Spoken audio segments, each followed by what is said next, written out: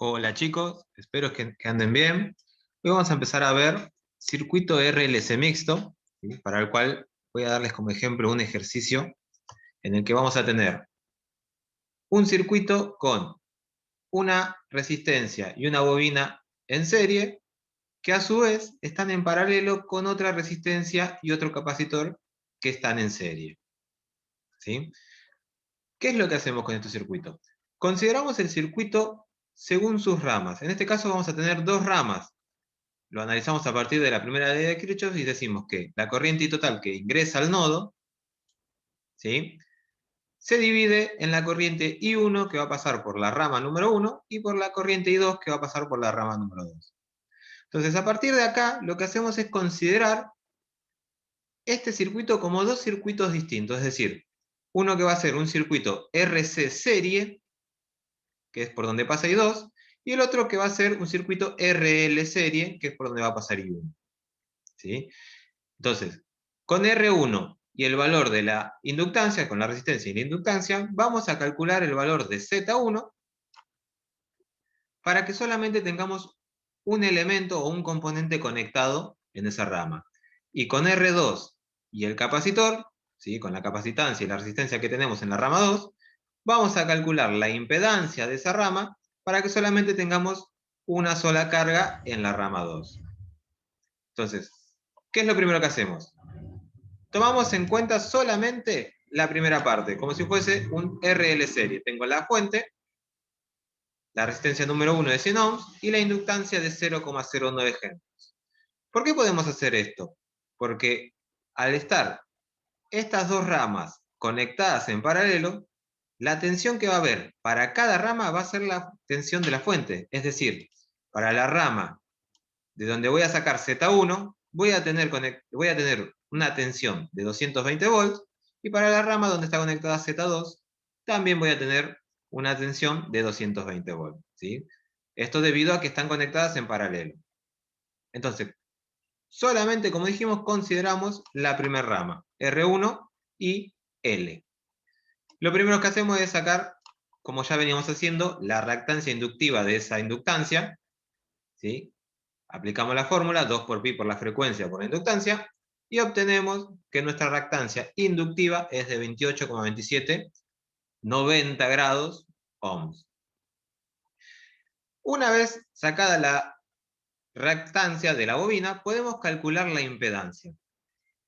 Como ya vimos, podemos hacerlo de dos formas distintas. Una era expresando el valor binómico de esa impedancia, que vamos a llamarlo Z1, y el otro era aplicando las fórmulas tanto para el módulo, que es la raíz cuadrada, y tanto para el ángulo de fase, que era la fórmula de arcotangente que decíamos. En este caso yo lo que voy a hacer es resolverlo mediante el planteamiento de su valor binómico.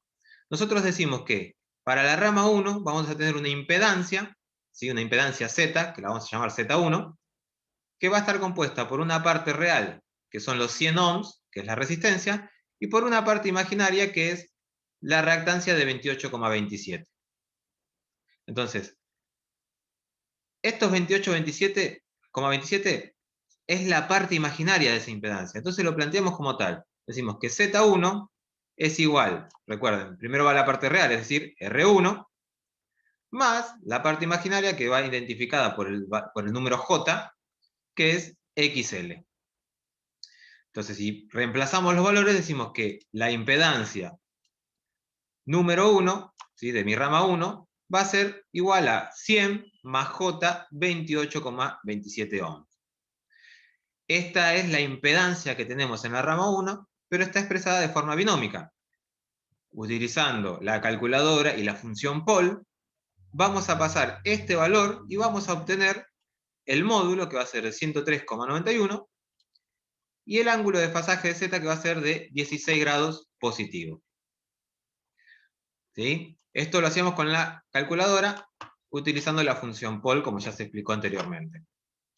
Una vez obtenida esta impedancia, que es Z1, que es la que vamos a tener graficada acá, ya podemos saber la corriente que pasa por este circuito, por esta rama, perdón. Como habíamos dicho, la caída de tensión para la rama de Z1 va a ser la tensión total. ¿Sí? No tenemos nada que tenga un consumo en esta zona del circuito, por lo tanto, lo único que tenemos en el circuito es Z1 y Z2 en paralelo. Al estar en paralelo, tenemos la misma caída de tensión para los dos. En este caso, 220 volts.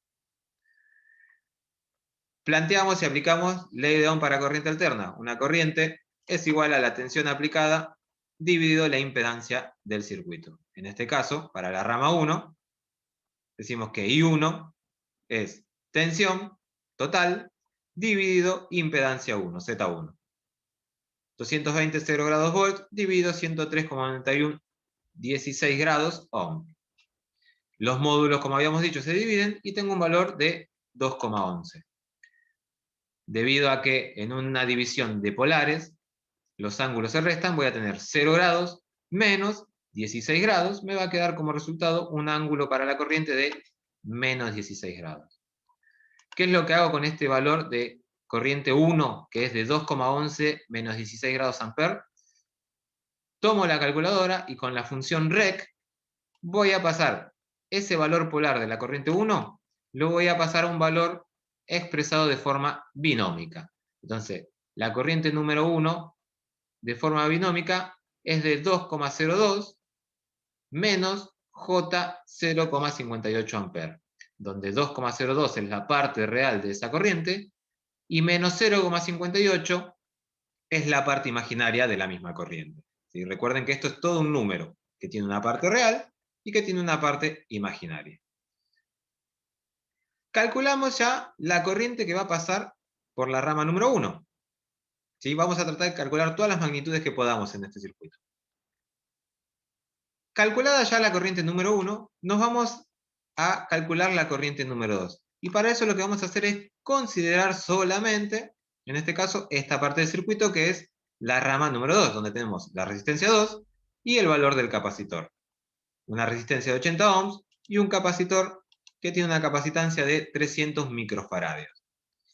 Para esto lo primero que hacemos es calcular la reactancia capacitiva, ¿sí? Mediante las fórmulas que ya veníamos utilizando, que es 1 dividido 2 por pi por la frecuencia por la capacitancia, es decir, que va a quedar 1 dividido 2 por pi por 50 Hz por, y recuerden que si el valor está expresado tanto del capacitor como si lo estuviese de la bobina, está expresado en un múltiplo o un submúltiplo, tenemos que utilizar el valor convertido, ¿sí?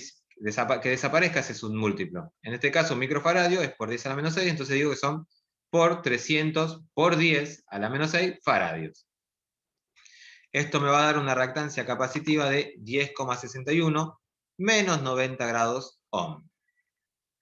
Una vez que tengo la reactancia capacitiva, planteo la impedancia de la rama número 2 y digo que es la parte real, R2, menos la parte imaginaria, que es el valor de la reactancia capacitiva, XC, en este caso 10,61. ¿Por qué menos? Recuerden que el menos o el más, en la parte imaginaria, dependen de si está desfasado a menos 90 grados o a más 90 grados. En el caso de la reactancia capacitiva, siempre dijimos que está desfasada a menos 90 grados, por lo tanto, el valor imaginario de esa impedancia, al estar una reactancia capacitiva, va a ser negativo. Entonces, si lo pasamos, o reemplazamos, mejor dicho, en el planteamiento del valor binómico de la impedancia 2, decimos que Z2 es igual a 80 menos J 10,61, todo esto ohm, ¿sí? Donde 80 es la parte real y menos 10,61 es la parte imaginaria de la impedancia. Utilizando la función Paul nuevamente, sacamos el valor de Z, pero esta vez, de Z2, pero esta vez con su módulo que vale 80,7 y su ángulo de desfasaje de la impedancia número 2 que es de menos 8 grados. Una vez obtenida Z2, calculamos la corriente que pasa por Z2, es decir, I2. Volvemos a aplicar ley de Ohm, donde decimos que I2 es igual a la tensión total del circuito, dividido la impedancia número 2, que es por donde pasa justamente I2. Es decir, 220 0 grados volt, dividido 80,7 menos 8 grados ohm. Dividimos los módulos y tenemos un valor de un módulo de corriente de 2,72 amper y Los desfasajes, como es una división de polares, como dijimos anteriormente, se restan. Entonces tengo 0 grados menos el valor de abajo, que es menos 8 grados. Ahí voy a tener una regla de signos que me va a quedar menos por menos, más. Por lo tanto, el ángulo para la corriente I2 es de 8 grados positivos. Siendo entonces la corriente I2 2,72, 8 grados amper. Como hicimos con la corriente número 1, tomamos este valor que es un valor polar y lo pasamos a un valor binómico, ¿sí? Entonces I2 nos va a quedar como 2,69 más J 0,35 amperes, siendo 2,69 la parte real de la corriente y 0,35 positivos la parte imaginaria de la misma corriente. Una vez calculadas las dos corrientes y pasada a forma binómica, vamos al circuito y observamos. Como dijimos, la primera ley de Kirchhoff dice que la corriente que entra a un nodo es igual a la sumatoria de las corrientes que salen de ese nodo. En este caso, I total, que es el que está entrando a este nodo, va a ser igual a la sumatoria de las dos corrientes que salen, es decir, I1 más I2. Entonces, planteamos la fórmula y decimos que I total del circuito es igual a la corriente número 1 más la corriente número 2. Como ya habíamos hecho en su momento algunas sumas de números binómicos, planteamos la fórmula. Decimos I1, que es 2,02 menos J 0,58 amperes, más I2, que es 2,69 más J 0,35 amperes. Para realizar esta suma, sumábamos valor real con valor real, es decir, 2,02, que es la parte real de I1, más 2,69, que es la parte imaginaria, la parte real de I2, ¿sí? Y por otro lado, la parte imaginaria. Es decir, nos va a quedar más J, la parte imaginaria, que es menos 0,58, que es la parte imaginaria de I1, ¿sí? Recuerden que este menos es porque me traigo este menos de acá, el menos que estaba antes de la J. Más 0,35, que es la parte imaginaria de I2. Una vez resuelto por separado y agrupada una parte real y una parte imaginaria, me va a quedar que I total, expresado de forma binómica, es 4,71 menos J 0,23 amperes, donde 4,71 es la parte real de la corriente total y menos 0,23 es la parte imaginaria de esa misma corriente total. Una vez obtenido este resultado, aplicamos la función Paul y obtenemos la corriente total de forma polar, que es 4,71 menos 3 grados amperes. Una vez que obtuve la corriente total del circuito, ¿sí?, voy a poder calcular la impedancia total que va a tener ese circuito, ¿sí? Recuerden que si ustedes sacan la impedancia número 1 y la impedancia número 2, están desfasadas en distintos ángulos, entonces no puedo hacer una sumatoria lineal y además están en paralelo, es decir, tampoco se realizaría de esa forma. Entonces, para poder sacar la impedancia total, tengo que hacer todo este procedimiento y primero sacar la corriente total. Una vez obtenida esa corriente total, ahí sí aplico la ley de Ohm, donde la I total es igual a la tensión sobre la impedancia total, y despejando me queda que la impedancia es igual a la tensión sobre la corriente total.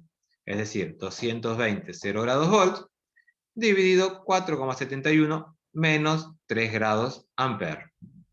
La división de los módulos me da un resultado de 46,71 ohms. Y como estamos dividiendo, los ángulos se van a restar, por lo tanto es 0 menos 3 grados, lo que me da un ángulo positivo de 3 grados.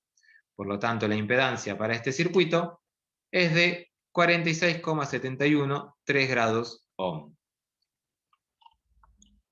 Y hasta el momento sacamos la corriente de la rama 1, la corriente de la rama 2, la corriente total, la impedancia de cada rama y la impedancia total del circuito.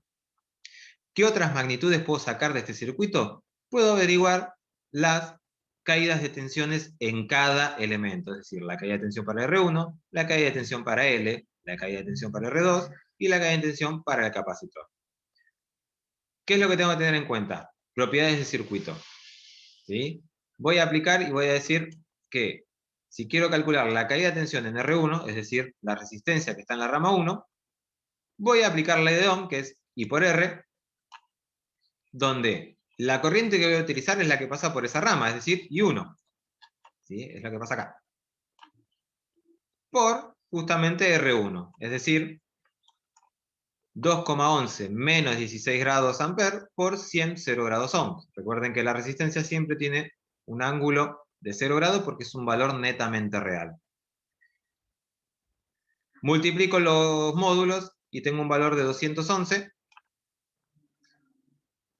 Y para los ángulos es una sumatoria cuando hago una multiplicación, por lo tanto es menos 16 grados más 0 grados, que me da un valor de menos 16 grados. Por lo tanto, la tensión en la resistencia 1 es de 211 menos 16 grados volt. Para la tensión en la bobina, ¿sí? Vemos la bobina está en la rama 1, por lo tanto, la corriente que la recorre es la corriente I1. Por lo tanto, para la fórmula de la tensión en la bobina voy a decir que BL es igual a I1 por la reactancia inductiva. Por lo tanto, es 2,11 menos 16 grados amper por 28,27, 90 grados ohms, que era el valor de la reactancia inductiva. Multiplicando los módulos tengo un valor de 59,65. Y realizando la sumatoria de los ángulos digo que es menos 16 grados más 90 grados, que me da un valor de 74 grados positivo. Por lo tanto, la tensión en la bobina es de 59,65, 74 grados volts. Ya tengo las caídas de tensiones para la rama 1 de la resistencia 1 y de la bobina. Si yo hiciera la comprobación en estas dos resistencias, digo que BR1 más BL, me tendría que dar la tensión total.